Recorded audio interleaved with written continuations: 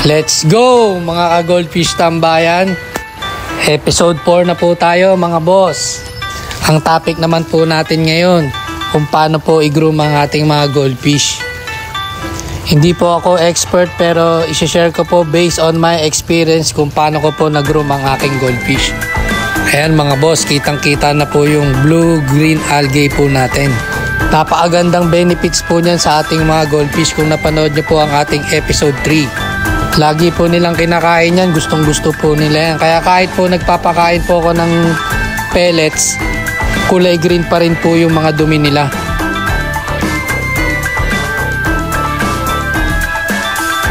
For grooming, napakabisa po sa ating mga goldfish ang direct sunlight. Isa rin po yan nagpapataas ng kanilang immune system at ng fast digestion. Nagpapatingkad at saka nagiging shiny ang kanilang mga kaliskis.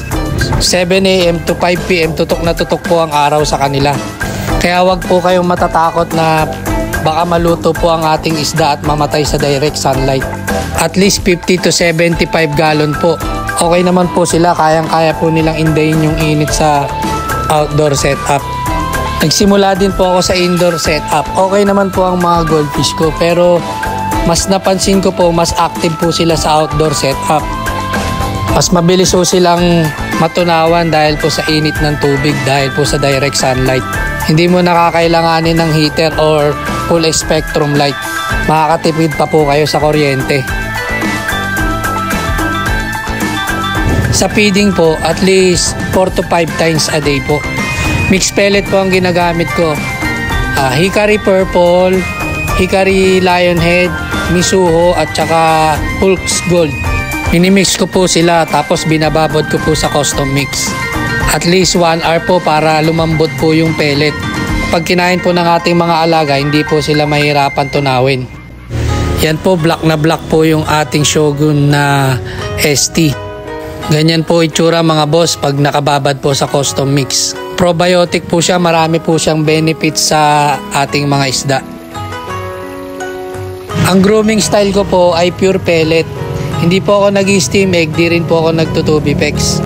Daily water change lang po, at least 50% po, tapos talagang sinasipon ko po lahat ng dumi. May isang araw po ako na hindi nagpapakain, every Sunday po. Yung green algae po yung kinakain nila. Sila na po nagtitrim, tapos tutubula lang po ulit, tapos kakainin na naman po nila uli. Sa mga black color na goldfish, kailangan po natin ng dark background. Yung green algae po, yun na po yung nagiging dark background ko po, kaya po nagda-dark yung mga black goldfish ko. Kitang-kita naman po sa video na active po sila at masisigla at matitingkad po yung kulay. Dati po nag-steam egg din po ako kaso masyado pong makalat kaya po tinigil ko. Water quality po talaga ang mahalaga sa pag-groom ng goldfish. Daily water change at least 50%. Yan na po yung grow out challenge ko na Jesada. Ang bilis po ng panahon, 3 months lang po, ganyan na po siya. Mag-11 cm na po siya.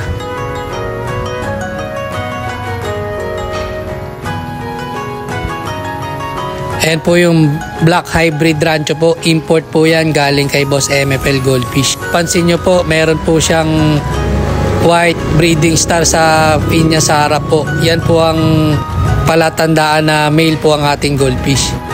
Tapos ang female naman po, walang breeding star at bilog na bilog po sila at mabilis silang lumaki. Yung anal din po nila medyo nakalabas. Ang male naman po nakalubog.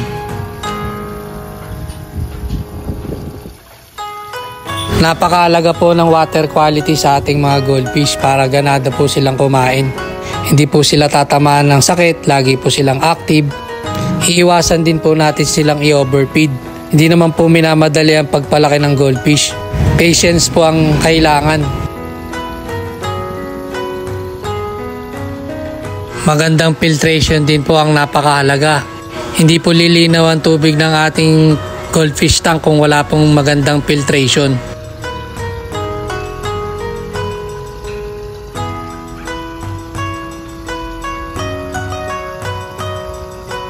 Papansin yung healthy po ang inyong mga alaga kung lagi po silang active at maliliksi at malalakas kumain. Pero wag nyo po silang i-overfeed. Sobrang liit lang nila dati. Ngayon ang laki na nila. 3 months lang po, ganyan na po sila kalaki, breeder size na po. Kaya wag nyo pong mamadaliin. Yung black hybrid rancho lang po yung nakuha ko na medyo malaki na. Halos lahat ng inalagaan ko, puro juby po talaga. Yung mga lumot po sa aking aquarium, hindi ko po inaalis yan. Kusa na po nilang kinakain yan. Tapos tutubula lang po uli.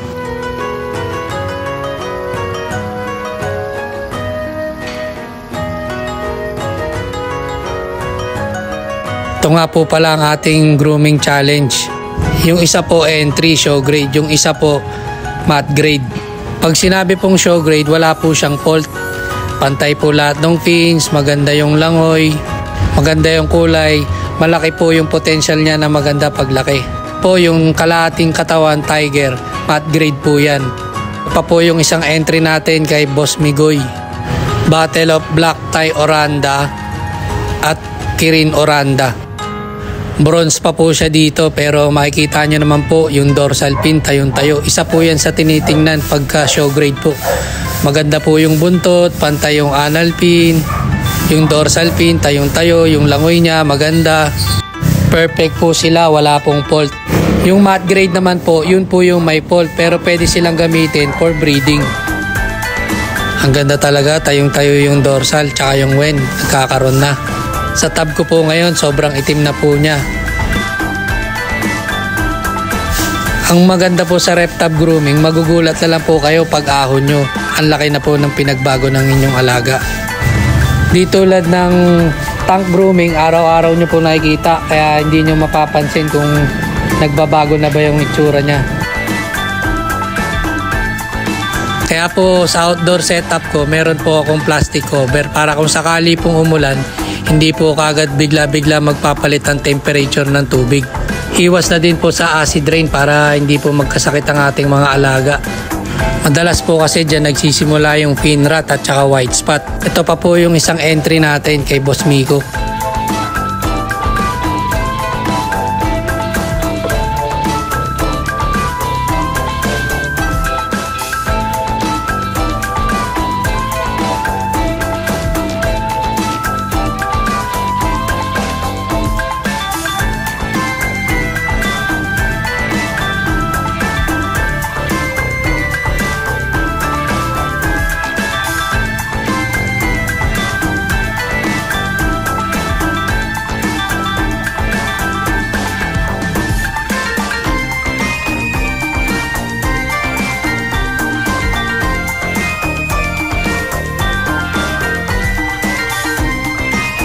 Ito po yung pinakauna kong grow out challenge.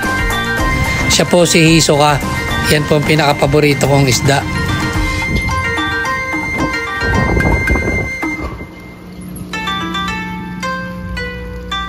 Kailangan nyo din po silang i-diet para maging maganda ang langoy nila.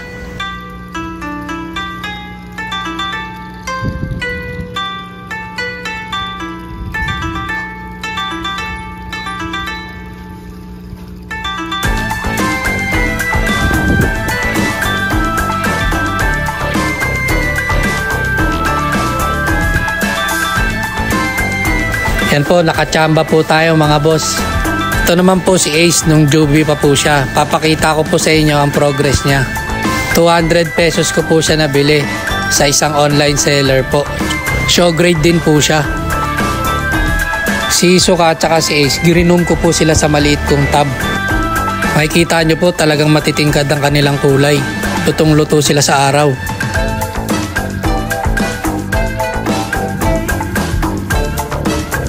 Kita nyo po dito, ang cute nila, liliit pa po nila.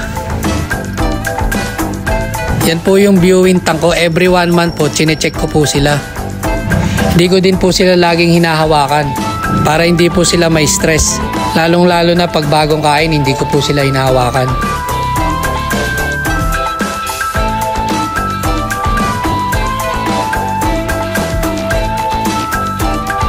After 1 month yan, nilipat ko na po sila sa malaking tab. Ayan po yung mga ST na breed ni Boss MFL, maliliit pa po. Halos kasabayan po nila ngayon, ang lalaki na rin po, ang gaganda na. Sa pellet po, mas lamang po yung Hikari Lionhead po. Dahil po mahilig po ako sa mawen na goldfish. Pero binababad ko po lagi sa custom mix para malambot po. Masyado pong malaki yung butil ng Hickory Lionhead, matigas po. Mahirapan po silang tunawin sa kanilang katawan. Ayan, dito po 2 months na po si Ace. Talagang pulang-pula na po yung kulay niya. Ayan po, yung isang fin niya may pula kaya Ace po yung pangalan niya. Ace po sa One Piece.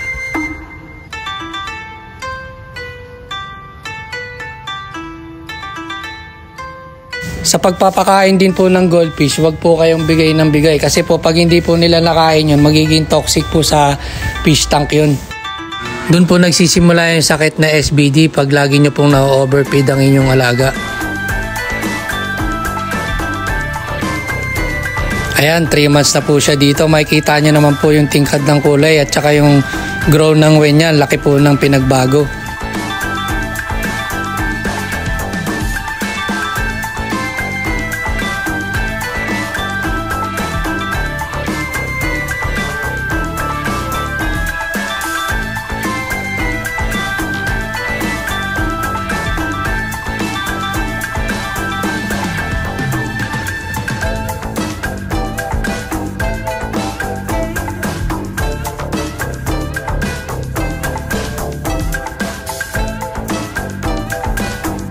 Ang angas ng mukha niya, oh.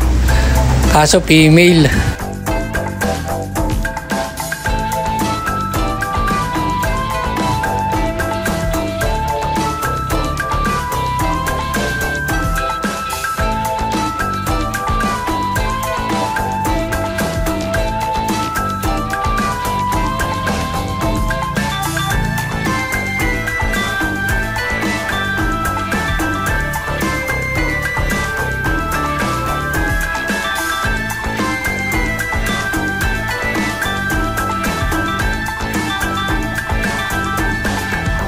update ko kayong mga bossing sa ating mga grow out.